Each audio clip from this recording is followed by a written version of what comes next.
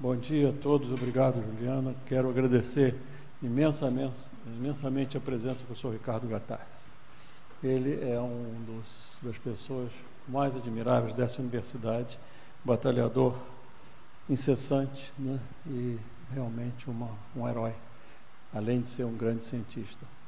E agradeço também a presença de todos aqui, a Juliana, o Jean Christophe, que tem tido, e o Bruce, está ali, pelo menos esteja aí lá atrás, vem a Cláudia, e são pessoas que têm sustentado, de fato, essa iniciativa, que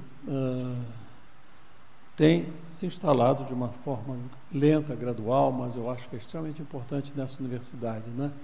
E precisaria de muito mais gente, né? Para que a gente possa levar adiante, principalmente nessa época. Eu acho que nós temos que nos preparar para quilombos intelectuais. E Alexandria vai ser um quilombo intelectual, onde a gente preserva o conhecimento nesses tempos difíceis, né? Bom, eu queria falar um pouco rapidamente sobre Alexandria e o Brasil, né? Primeiro, Alexandria, muito brevemente, porque é uma história belíssima, né? Ela começa com Alexandre. Alexandre foi um grande general, né? Ele era filho de Filipe II, que era da Macedônia, rei da Macedônia, e foi educado por Aristóteles. Era o preceptor de Alexandre, era Aristóteles. Ele e alguns generais, inclusive Ptolomeu, que criou Alexandria, né? E ele conquistou, né? Era um genial, né? E se dedicou à conquista de todo, tanto quanto possível, chegou até a Índia, etc. De modo que morreu na volta, né? E quando ele morreu,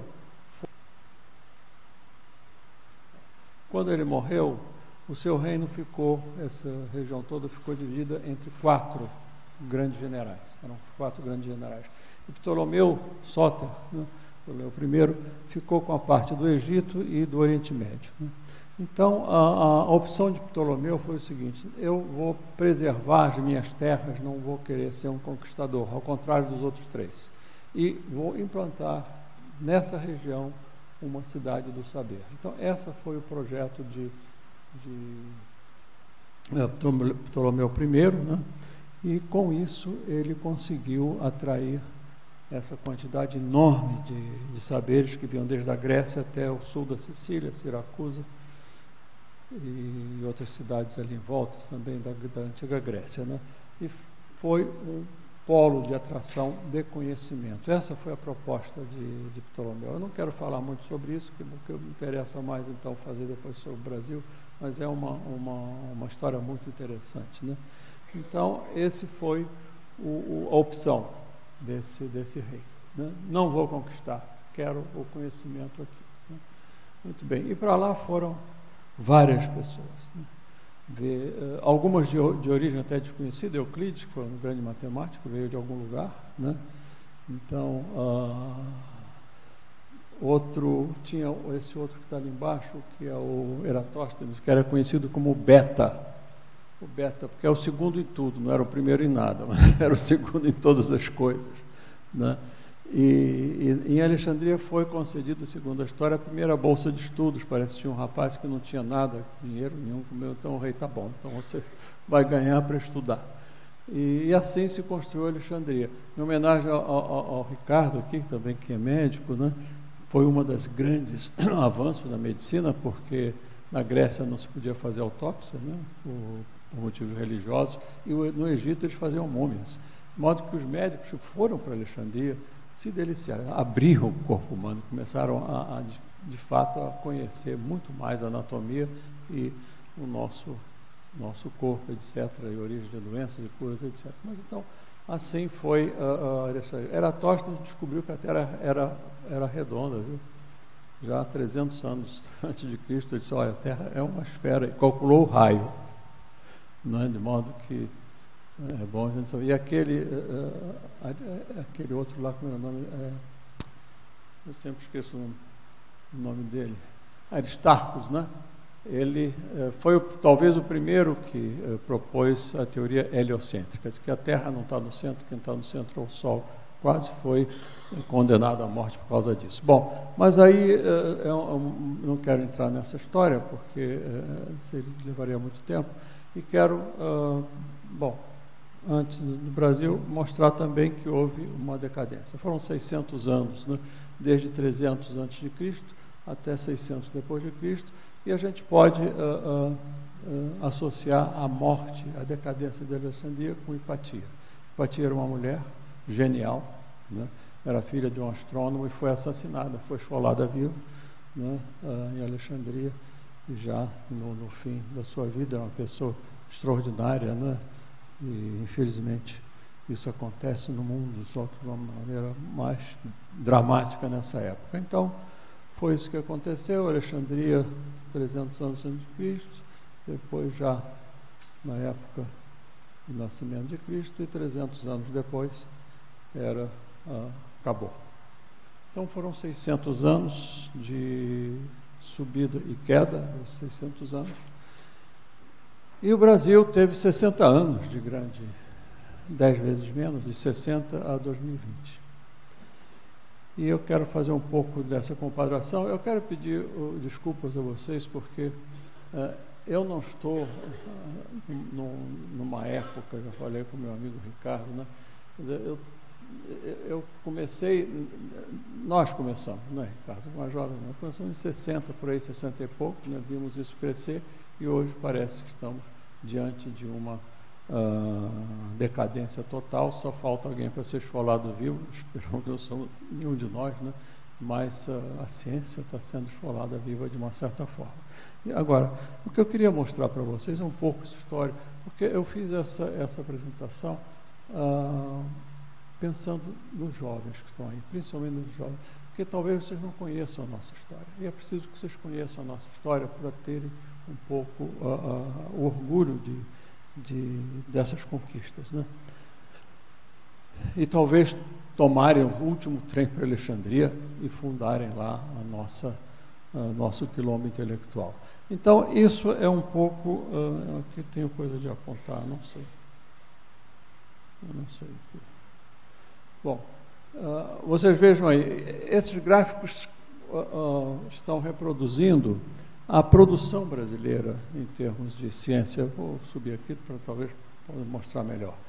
Então, existem vários modelos, né, de se apresentar isso. Isso que está aqui representa a subida das nossas publicações desde o ano 80, assim, 40, 60, por aí. É uma coisa extraordinária. Quer dizer, um país que em 1960, e eu posso dizer isso, eu fiz curso de engenharia na Escola Nacional de Engenharia, que é a Escola Politécnica hoje, só tive 1 ou 2 professores de tempo integral. Maurício Matos Peixoto, que é um grande matemático. Bom, além disso, vamos ver outros índices. Bom, isso aí foi a questão das número de publicações. Mas como é que a gente se insere hoje? A Nature, né, publica índices que são importantes, todo mundo acredita, são muito bem feitos, né? E uma das coisas que são importantes e que é importante para esse projeto é a interdisciplinaridade, como é que se comunicam os saberes, né? E o que acontece conosco aqui? Isso foi publicado em 2015, tem 3 ou 4 anos. O Brasil é o 4º país do mundo em publicações de qualidade na área de interdisciplinaridade. Nós somos muito bons, né? Nós somos bons. O futurice já está aí. Nós nos futuramos desde 1960. Né? E esse é o resultado. Mas tem mais. Né? Aqui não dá para ver muito bem, mas nesses últimos, de 2006 até 2014, nesses últimos 8 anos, etc., né? A evolução do quadro de docentes é extraordinário em termos de distribuição pelo Brasil. Porque antigamente, quando começou, em 1960, era o que? Rio, São Paulo, um pouco em Minas, Rio, São Paulo, Minas, um pouco no Sul. Está distribuído pelo Brasil. A quantidade de estudantes e de professores, de docentes de pós-graduação que subiram no Norte e Nordeste é muito maior, a taxa é muito maior do que no Sul e Sudeste. De modo que isso foi uma outra contribuição importante da nossa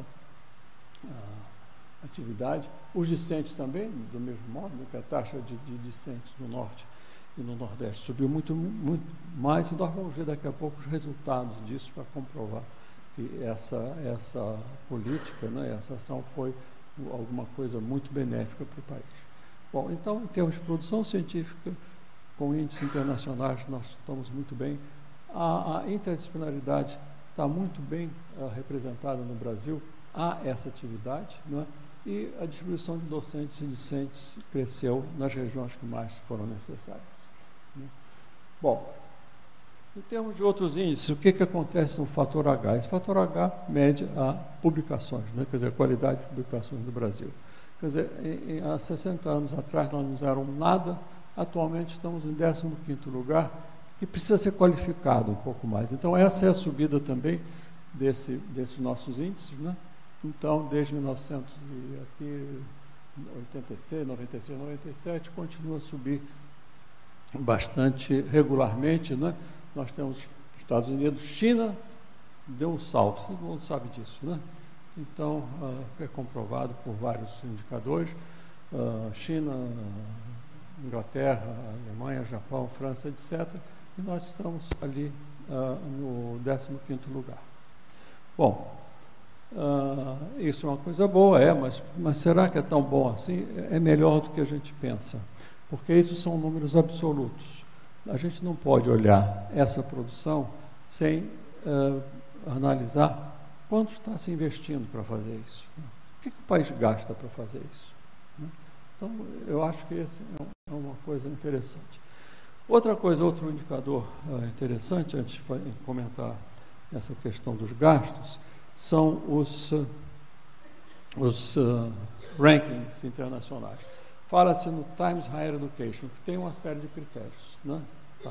E o Brasil, a primeira universidade que aparece em todos eles é a USP, né?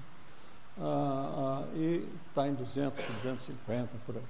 Mas existem outros rankings. Esse é da Universidade de Leiden, da Holanda, de onde a minha neta chegou sábado passado. Como é que é esse ranking de Leiden? É outro critério. Onde é que estão as universidades brasileiras? Estão aí, olha. A USP está em 8º lugar no mundo. Harvard é sempre a primeira, né? É curioso isso. Qualquer ranking, Harvard está em primeiro lugar. Mas aqui aparecem outras. Nós temos aí várias chinesas, temos John Hopkins, que em outros lugares está mais baixo, Stanford está em 10º, costuma estar um pouco mais acima, e a Universidade de São Paulo está em 8º. Acontece, principalmente para os jovens, a gente não usa esses rankings, a gente usa do Times Higher Education porque a gente está lá embaixo.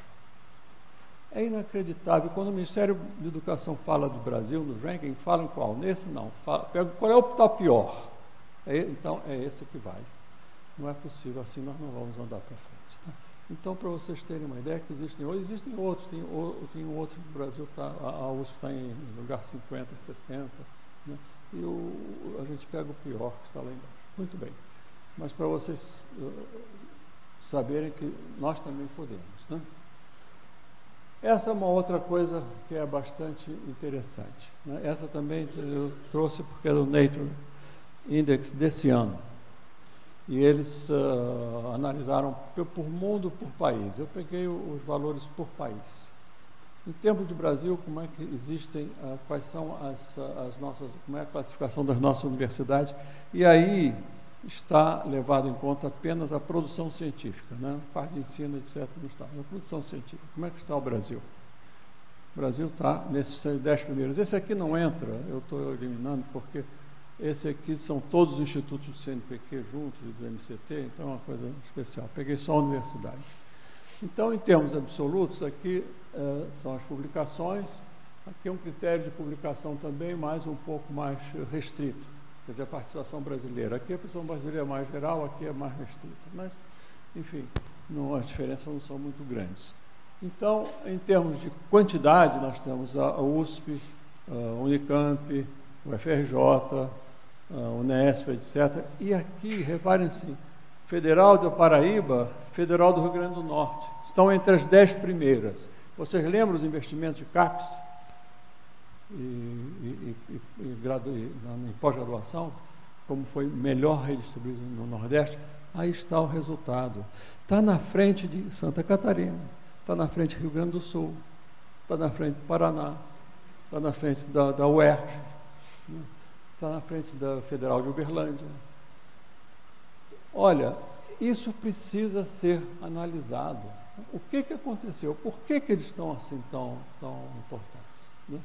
Por que estão avançando tão rapidamente? Eu acho que isso aqui é política educacional, saber o que está acontecendo, né, para que todas possam subir. Bom, isso em números absolutos. E a UFABC, que é lá a mais jovenzinha delas aqui, está em 6º lugar. Agora, se vocês fazem... Essa é a força, vamos pensar, isso é a força de cada universidade. A USP é mais forte, a Unicamp vem em segundo, depois a outra. Mas qual é a potência? O que significa em termos de projeção para o futuro? Vamos dividir por número de docentes, né? Para ver qual é. Se a gente faz isso, quem fica em primeiro lugar é o UFABC. Tenho muito orgulho de falar isso. Com índice 14,42. Depois vem a USP, hoje está bem. Depois a Unicamp. A nossa universidade está em 6º lugar. Mas a gente precisa ter mais distribuição, mais docentes cooperando para o nosso, né, desenvolvimento científico. Né? Então, veja o seguinte, eu faço questão de falar um pouco na UFABC. Bom, como a Joana disse, eu coordenei o comitê de implantação. Como eu estou com 82 anos, a idade já foi para o breve, isso não vai contar nada para mim, né? Se eu tivesse mais jovem, né? O cara está se mostrando aí, não tem nada para mostrar, é isso, acabou. Né? Mas o que eu gosto de mostrar isso para mostrar a vocês, a gente pode. Não fui eu, nem a comissão, são os professores que estão lá que fizeram isso. Né? Então, o Brasil pode. Mais uma coisa, a maioria dos professores da UF, a grande maioria, né, da UFABC, são em doutorado na USP ou Unicamp. Eles não falam isso. Se eu fosse reitor da USP, eu falava toda hora, olha, vocês estão dizendo o UFABC assim, sabe por quê? Porque são os nossos doutores que estão lá. Nós não, é uma ciumeira, que é uma maluquice.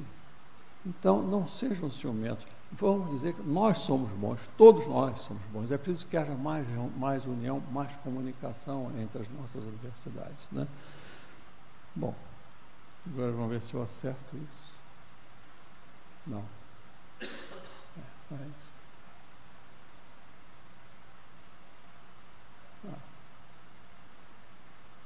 Bom, isso também teve muito a ver com os investimentos, porque desde 1994 até 2014, 15, isso aí eu não tirei de gráfico, não. Eu fui na LOA, eu fui nos orçamentos da República, não dizer, está sendo falsificado, eu fui lá, dá um trabalho danado. E realmente houve um corrigido em dólar, eu sou absoluto, esses são os orçamentos, isso é menor sempre, todo governo gasta um pouco menos do que está no orçamento, mas a gente vê o crescimento tanto no MEC como do MCT, né, são crescimentos razoáveis e relativamente constantes, o que justifica um pouco, a gente produz porque tem investimento também, se não tiver investimento não adianta. Né? Outra coisa, tem um mistério aqui, outra coisa que eu acho que é importante, e que se fala nos investimentos, então, continuando, diz, bom, mas investimento é de governo. A universidade não vive só de governo. Hoje, no Brasil, né, há essa grande falácia. A universidade tem que procurar investimentos privados, tem que ter recursos de fora. Bom, vamos ver quanto é que o grande modelo de universidade no mundo, né, onde os estudantes pagam, onde há uma atividade importante de cooperação industrial, porque existe indústria que demanda. Né? Então, onde é que está isso? Como é que é? Eu peguei 2 exemplos. Um do MIT, que é sempre um dos mais citados, porque é uma universidade privada, mas privada nos Estados Unidos não é fundação, né? Não tem dono, não. São fundações. E Berkeley, que é uma universidade pública de grande prestígio lá. O que acontece com investimento em pesquisa? Quem é que está pagando? Né? Aqui não dá para ver muito direito, mas as áreas industriais, quer dizer, o investimento industrial representa 12%, 14% da MIT do total. O resto tudo é governo, ou estadual ou governo federal. E é uma universidade privada que tem que lutar muito por isso. Não tem tanta responsabilidade com o público, porque a Universidade de Berkeley, que é do sistema da Califórnia, tem uma responsabilidade muito grande com o Estado, de educar os cidadãos. Em Berkeley é 6%. Então, como é que é? Quer dizer que se o governo federal, o governo estadual e doações, né? Lá tem algumas doações também, saírem, a indústria vai sustentar? Não vai. O sistema desaba. Quer dizer, sem apoio do governo para a pesquisa, não existe atividade de pesquisa. Isso nos Estados Unidos, na Europa, a participação do governo ainda é maior. Tá? Bom.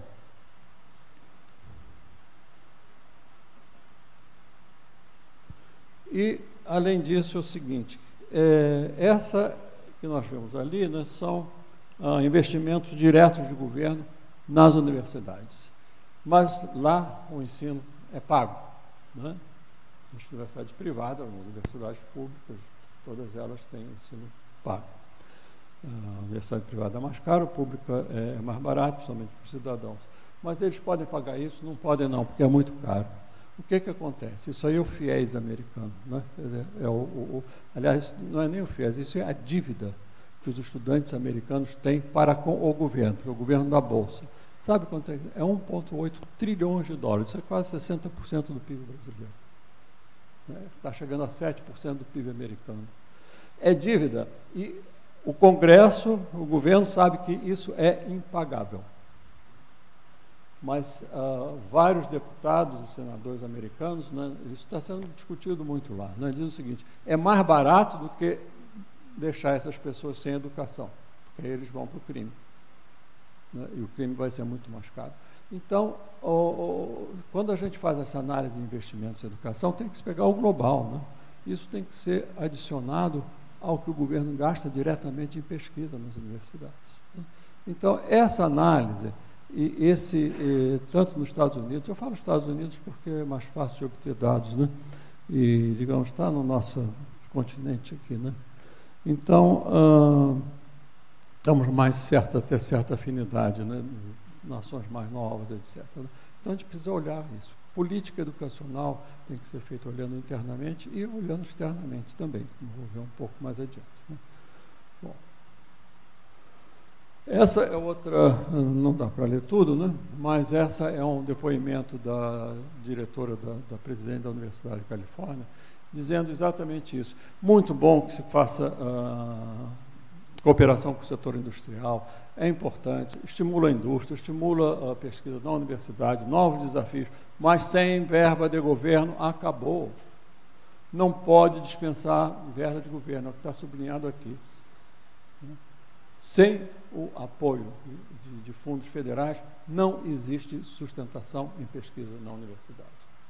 Quer dizer, não só aqueles dados, né, que vocês podem obter, isso é público, né, como esses depoimentos que nós temos aí de pessoas que, enfim, é presidente do maior sistema, um dos maiores sistemas de universidade no mundo, na Universidade da Califórnia. Bom. Mas... digamos, voltamos aqui ao Brasil, nós está bem, mas a indústria é importante? Como é que é a nossa cooperação com o setor industrial? Em primeiro lugar, se existe indústria, existe projeto de continuidade no Brasil? Existe algum projeto tipo, como agora, quantos anos? 50 anos, né? Do homem à Lua? Existe uma NASA? Não, mas existe Petrobras, não só Petrobras Petróleo, isso que a gente tem que pensar. É Petrobras exploração do mar. Petróleo é um pedacinho. O mar é riquíssimo, né? E nós temos uma costa aí, de 8.000 quilômetros.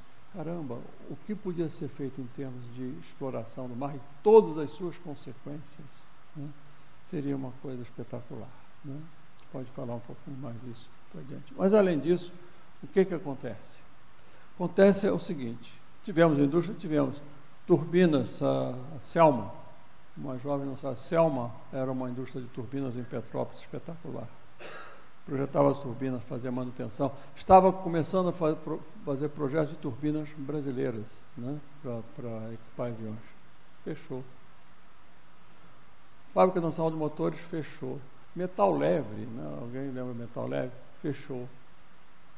Indústrias que eu acompanho um pouco, de cobre, com alta qualidade, né, em Campinas, que forneceu muito material para os Sirius e para o outro Cicloton lá, o primeiro, fechou. A Brascom, que exporta, né, compressores para o mundo inteiro, era brasileira, agora é o Whirlpool. Por quê? O que sobra?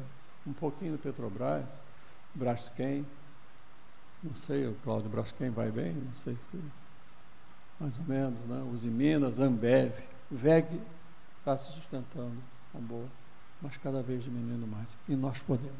Está ali o professor Richard, esse trenzinho que vocês vão, ele que fez. Está aí há anos, e ele toda vez, toda semana, todo mês, vai lá procurar, olha, vamos botar isso, vamos fazer um teste maior. Alguém faz? Não. Então, nós precisamos disso, quer dizer, não adianta a gente dizer, vamos fazer cooperação com a indústria, como tem sido estimulado, inclusive, atualmente. Temos que, vamos fazer? Sim, mas cadê a indústria? O que a indústria demanda? Fazer parafuso? Não, o aniversário não vai fazer parafuso. Eu tenho 2 histórias, ou 3 para contar para vocês. Uma com a Petrobras. Nós estávamos com uma cooperação com a Petrobras, veio uma grande empresa estrangeira fazer cooperação com a Petrobras, eles me convidaram, né, para fazer parte da apresentação, né? Então eles fizeram uma apresentação muito boa, de tecnologia excelente, e no final, a proposta do diretor, do coordenador do projeto, dizia o seguinte: é uma combinação espetacular entre Petrobras e a nossa empresa. Vocês têm matéria-prima, águas profundas, nós temos a tecnologia. Imagina, se a gente junta, vamos ficar imbatíveis. Tá bom, é isso, é desse modo que eles nos veem. Eu vou voltar um pouco para isso, né? Outro foi, quando eu era diretor da COP, uma empresa também veio querendo cooperar na área de computação. Naquela hora começaram a surgir os primeiros computadores, né? Esses Montorre, aquelas torres, né? Não era laptop ainda, mas era o pessoal, computador pessoal, personal computers. Então, a proposta deles assim, olha, combinação espetacular, a gente faz toda a eletrônica, vocês fazem o estojo, porque é muito importante fazer o estojo. Não vou fazer o estojo. Mas tem mais, há 5 anos atrás, aqui nesta universidade, não sei se foi aqui, foi aqui, bom, não sei, foi lá no prédio antigo, nós, na época do Ciências Sem Fronteiras, né, foram uma universidade americana querendo cooperar também com o Brasil, não só troca de estudantes, mas cooperar em pesquisa. A proposta deles era, vamos fazer projetos comuns de pesquisa para melhorar para-choque de automóvel e carrinho de bebê. Então, eu disse, não pode. Então, é preciso que a gente olhe um pouco, e eu quero mostrar isso um pouco adiante para vocês. Bom, então, vamos fazer cooperação com eles? Vamos. E a COP tem tido muito sucesso aí em vários casos, né? Inclusive, várias das construções que a gente tem aí nesse bloco, e foram feitas a partir desses convênios. A gente faz isso com o que tem. Mas, será que tem muito? Vejam o seguinte, tem muitos dados com relação a isso, mas eu vou apresentar só esse, né? Ali do lado esquerdo, a Itália, né? Aqui do lado do Brasil. Tudo que é azul e preto significam patentes registradas por empresas e pessoas do país. Então, ali do lado esquerdo, ou o verde está na Itália e o preto está do país no exterior. E o laranja é patente do exterior no país. Então, inverte. E a Itália, que não é um grande país assim de patentes. Então, mas lá as patentes são predominantemente de empresas italianas. E aqui no Brasil é tudo de fora, a grande maioria vem de fora. Então, como é que isso acontece? Como é que nós temos que inverter esse processo para fazer, de fato, né, melhorar essa cooperação? Então, esse é um dado importante que precisava ser analisado junto com o desenvolvimento industrial que nós não temos. Bom, vou pular um pouco isso, apenas um pouco lembrando o que a gente está fazendo. O que tem avançado mais no mundo, em termos, inclusive, de investimento, é a área bio. É bioengenharia, engenharia com medicina, com biologia. Vocês veem, isso aqui são investimentos americanos na área de biociências, né? Várias vezes superiores a isso. Então, a Espaço Alexandria, a ciência do conhecimento, né, toda essa área é extremamente importante. Nós vamos continuar com isso, né? Além disso, a inteligência artificial está crescendo muito, né? Infelizmente, ela não é acessível, às vezes, em certos governos, fica para baixo, né? Devia ser mais útil. Toda essa parte de inteligência artificial e conhecimento, né, é importante. Mas tem um artigo que eu recomendo muito a vocês. Eu não quero falar muito sobre isso, porque essas indústrias 4.0, 5.0 está cada vez mais crescendo, né? E toda essa parte de inteligência artificial, todos os países do mundo estão fazendo projetos e estudando como organizar inteligência artificial dentro das universidades e como tema de pesquisa. Mas existe esse artigo do Kissinger, de 2 anos atrás, muito interessante, dizendo que o mundo não está preparado para isso. Leiam, porque é uma coisa curiosa, é um contraponto, né, a esse avanço todo, né? Mas isso são mais curiosidades. Eu quero voltar. Então, ele diz, filosoficamente, intelectualmente, em todos os sentidos, a sociedade humana não está preparada para o surgimento da inteligência artificial, né? Bom, também não quero falar muito sobre isso e quero agora voltar para chegar perto do fim a essa outra ideia. A nossa primeira ideia é a seguinte, recordando, nós fomos muito bem. Nós temos 60 anos de grande progresso, grandes resultados em ciência e tecnologia, né? Isso prova-se com dados. Houve investimentos compatíveis para isso. O governo tem que estar presente no apoio à pesquisa universitária, ao desenvolvimento universitário. Tem várias comprovações para isso no mundo inteiro. Terceiro lugar, cooperação com a indústria é boa, mas precisa ter indústria. Se não tiver indústria, a cooperação fica mancando. Quer dizer, é preciso que haja um plano de desenvolvimento de nação, né? E um dos pontos importantes da inteligência artificial é essa cognição e biociências e ciências, neurociências são combinações extremamente importantes. Eu acho que a Alexandria está muito certo, né, nessa direção. E agora vamos ver um pouquinho o seguinte. Mas e o mundo? O mundo está globalizado, nós não podemos ficar pensando só na gente. Bom, há uma atitude brasileira que é muito típica. Nós olhamos para o mundo e dizemos, que beleza. Estados Unidos, Alemanha, França, Inglaterra, China agora, Então, são os grandes países, os grandes. Bom, como é que eles nos veem? Vamos lá para o outro lado. Será que eles olham para o Brasil e dizem, que país espetacular? Vamos aprender muito com o Brasil? Será que eles veem isso? Então, isso nos falta. E eu procurei ver um pouquinho isso. A primeira coisa é essa...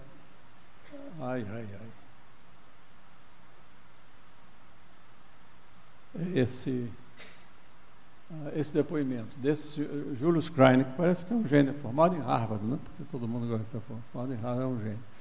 Ele apoiou o Trump, depois brigou com o Trump, porque todo mundo briga com ele, né? Mas o que esse cidadão dizia antes da eleição?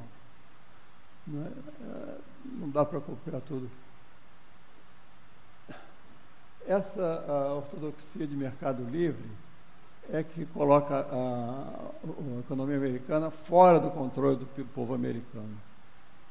Esse negócio de free trade, esse negócio de globalização, está colocando a gente fora do nosso controle. Isso não pode continuar, né? né?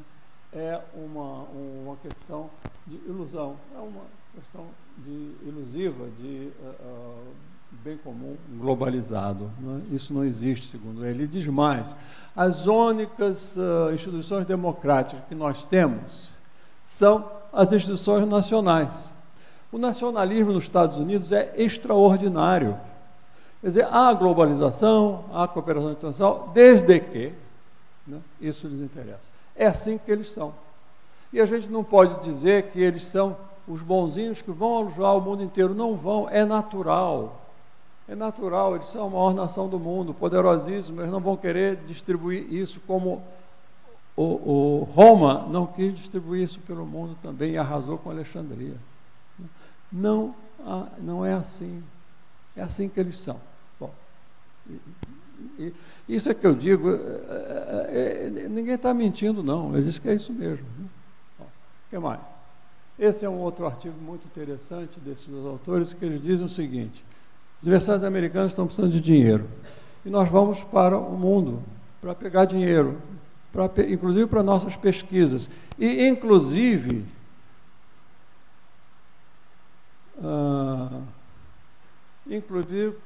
a exportação do governo, né, para esses campos internacionais, né? Mas ele diz que tem algum lugar aqui. Bom, ele diz, inclusive, talvez não esteja, inclusive, dando sugestões para a política internacional desses países. Não é só ir para esses países para ganhar dinheiro, como está escrito aqui, com as nossas instituições precisas, mas influir na diplomacia desses países em termos de cooperação internacional. Então, ninguém está... É assim que eles nos veem, né? Então, a gente precisa dizer, bom, eles não estão dizendo para nós, vocês são formidáveis, não, precisamos do seu dinheiro, né? O que mais? Vai.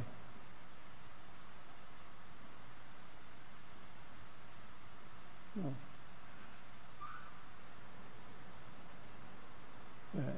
Essa aqui é outra coisa interessante. Isso aconteceu agora, esse ano. A Universidade de Colômbia tem um escritório no Rio de Janeiro, né?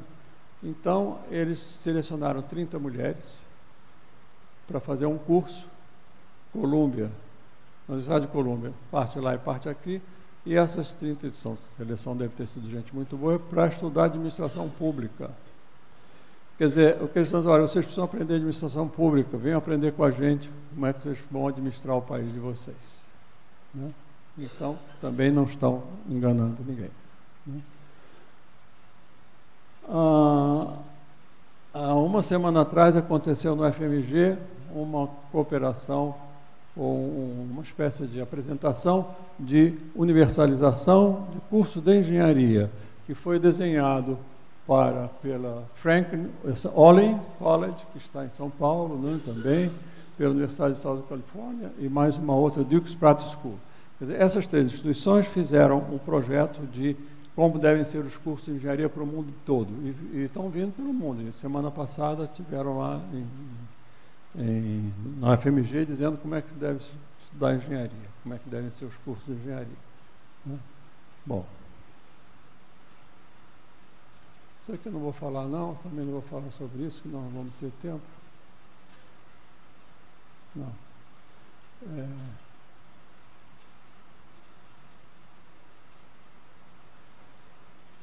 Tinha mais um aí que ficou faltando. Talvez esteja mais adiante. Bom, então, essa é a apresentação, não é,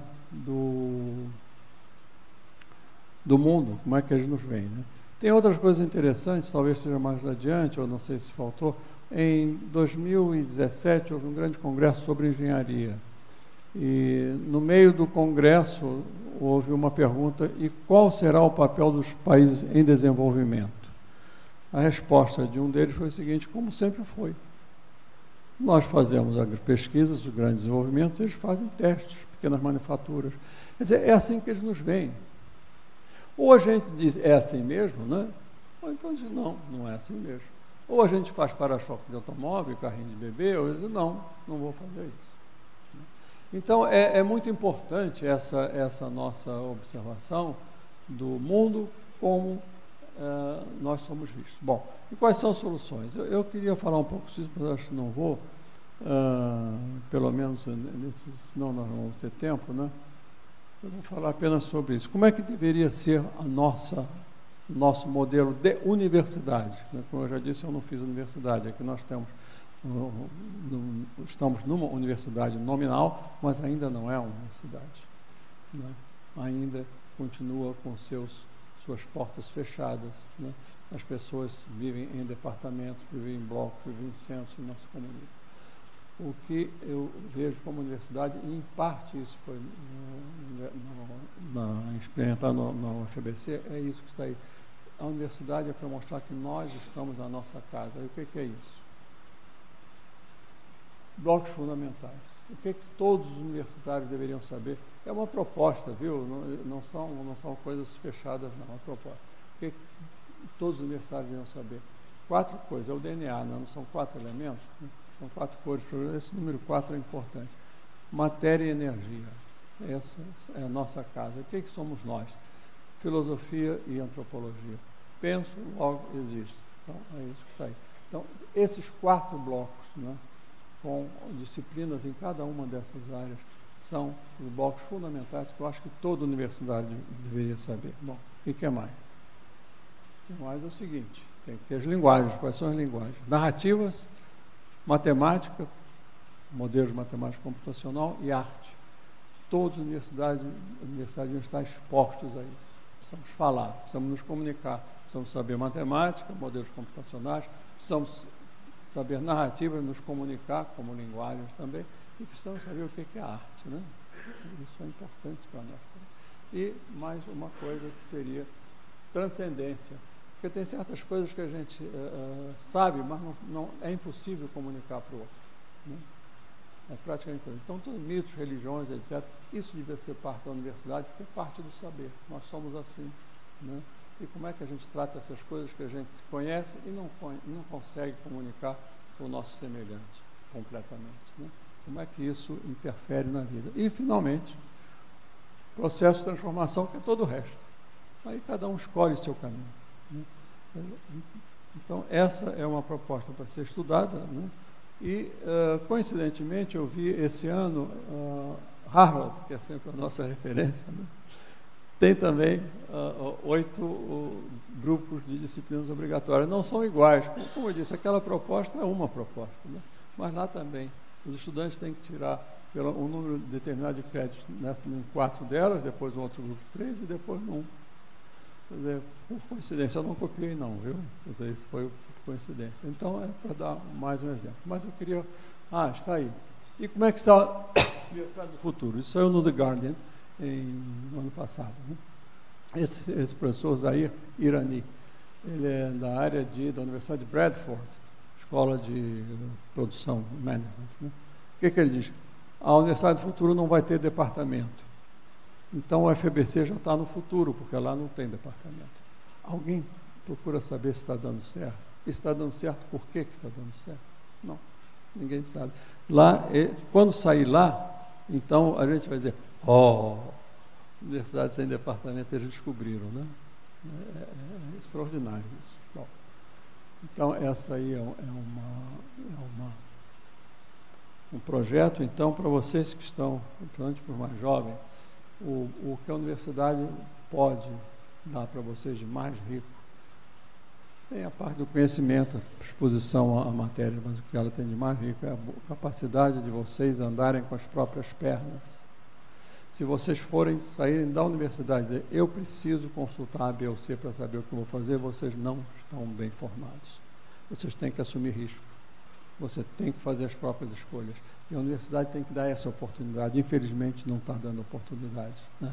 São créditos e créditos absurdos, pelo menos nas engenharias aqui, 20 e tantos créditos. É uma coisa maluca.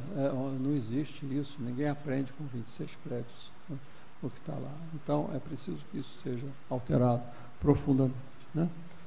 Bom, então, essa é uma opção. A UFABC e Harvard. É interessante, essa foi o modelo os princípios, né, das duas universidades, o ethos. E vocês vejam, tanto a FEBC como em Harvard, há uma prevalência, uma valorização muito grande do conhecimento, da beleza do conhecimento. Aquilo aprende porque é bom a gente saber. A gente pensa em Harvard, não sei o quê, cooperação com a indústria.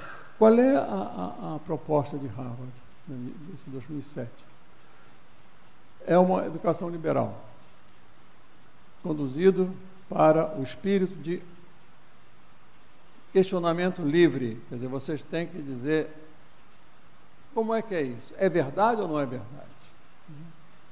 Depois, tomado sem preocupação de relevância de tópicos para a sua vocação. Quer dizer, o que eles dizem lá é o seguinte: a sua vocação não tem esse problema seu, mas o que nós temos que incluir em vocês, induzir ou estimular em vocês é o pensamento sobre a vida, é o pensamento livre sobre o que vocês são, o que vocês vão ser, qual o papel de vocês na sociedade, independente da sua profissão. Então, essa é que é o grande objetivo, né? O grande caminho para as nossas universidades. Eu quero também colocar isso, como é interessante, essa expressão de Einstein, né? Porque é um grande cientista, talvez um dos maiores que apareceram no último século, né? Quer dizer, um físico de altíssima expressão, né? Então, ele diz o seguinte, eu vou ler: há momentos em que nos sentimos liberados dos nossos próprios limites e imperfeições humanas. Nesses instantes, a gente se sente num pequeno canto de um pequeno planeta, com um olhar fixo e maravilhado na beleza fria, porém profunda e emocionante do que é eterno e incompreensível. A vida e a morte se fundem e não há nem evolução, nem destino, apenas ser. Então, isso é de um cientista. Isso é importante para a gente considerar e viver nas universidades também. Bom, estou chegando ao fim, e essa aqui é um depoimento desse Charles Eliot. Charles Eliot foi reitor de Harvard por 30 anos, impressionante, né? Foi reitor 30 anos. E ele viveu na época da Revolução Industrial. Os Estados Unidos estavam sendo invadidos por produtos europeus de alta tecnologia. E ele diz, aí, não vou ler tudo isso, ele diz o seguinte: isso não pode continuar. Nós temos que ter a nossa independência industrial. E a universidade é importante para fazer isso. Nós hoje, meus amigos, nós estamos vivendo uma revolução cultural. O mundo está se preparando para uma revolução cultural, o que significa o seguinte: estão se organizando universidades no mundo inteiro, Estados Unidos e Europa. A Europa tem o programa Erasmus, está havendo consórcio de várias universidades europeias que estão se colocando como universidades transnacionais. Isso não está sendo escondido, isso está sendo dito. Nós somos universidades transnacionais.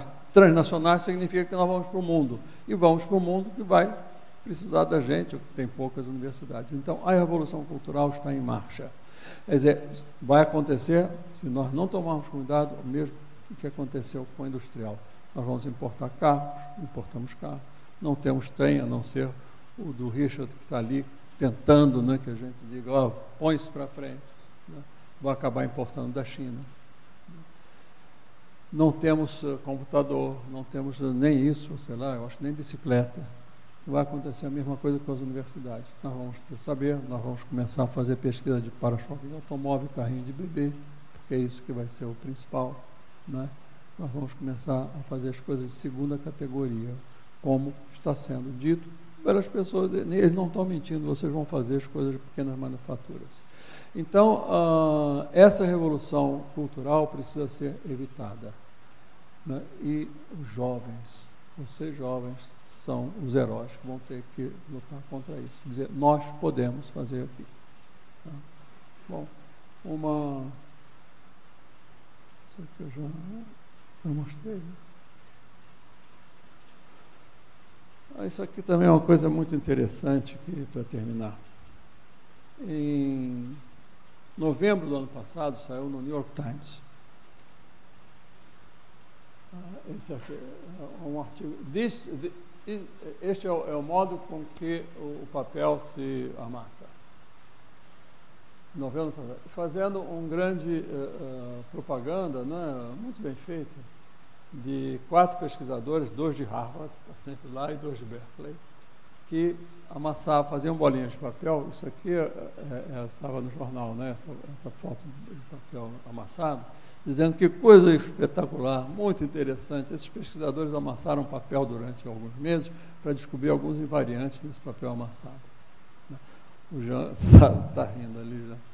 Ora, e isso com grande... Saiu no Nature o trabalho deles, na Communication Physics, e foi para o New York Times. Ora, em 2004 eu fazia muita bolinha de papel amassada. Fiz até lá na Biofísica um seminário sobre bolinhas de papel, 15 anos atrás. Bom, imagina agora se eu dizer, bom, quero verba para fazer bolinha de papel, seria completamente discriminado, né? sem apoio nenhum.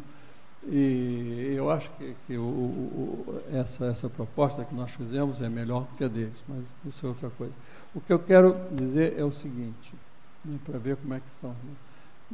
Esse paper de 2004 não foi citado lá, eu vi. Bom, isso não quer dizer nada, né? Você pode não ter visto, saiu no Applied Mathematics Modeling, eles estão em outra coisa, não, tá bom. Mas o que é curioso é que eu escrevi para o autor que está indicado como correspondente, dizendo, olha, tem um trabalho assim, talvez essa estrutura fractal seja interessante também, porque eles fizeram com outro método. Vocês responderam? Ele respondeu? Não. É assim que o mundo nos vê. Quem é esse cara lá debaixo do Equador? Pô, deixa isso para lá. Então, ou a gente diz que nós podemos, né, nos levamos adiante, ou então ninguém vai nos levar para adiante. Então, eu acho que é isso que eu queria falar para vocês. Essa é como o MEC se vê. Ele se vê num espelho desse jeito, deformado, devia se ver de uma maneira mais perfeita. Então, é tudo muito rápido, e se nós não fizermos essa reação de nos afirmarmos como universidade agora, quando a gente quiser, já passou, né? É uma onda de choque. Então, uma onda de choque, quando a gente ouve esses aviões que viajam a velocidade maior, quando a gente ouve o barulho bom, que ele já passou. Então, quando nós vemos um boom, né, que a universidade está cheia, vamos preocupar com nossa corrida para a universidade, já passou, já não vai adiantar mais nada. Então, tem que ser agora, né, com todas as dificuldades que nós estamos vivendo, né. Então, vamos lutar, vamos continuar com esse projeto. Eu estou cada vez me saindo mais, porque eu estou cansado, mas tem o Jean, tem o Bruce, tem a Juliana, que são heróis, tem a Cláudia, e tá aí a Aniela, que está aí. São essas pessoas que vão levar isso para adiante. E colocar mais gente na cópia, além do Luciano, que não pode vir hoje, o Max, que está doente também, né, e outros alunos deles, que vão continuar nessa cooperação.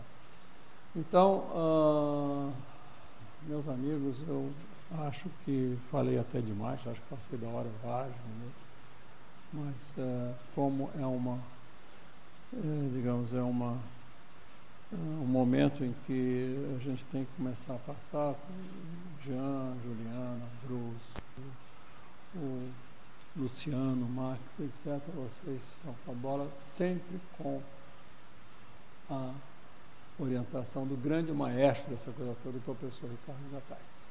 Tá bom? Então, agradeço, era isso que eu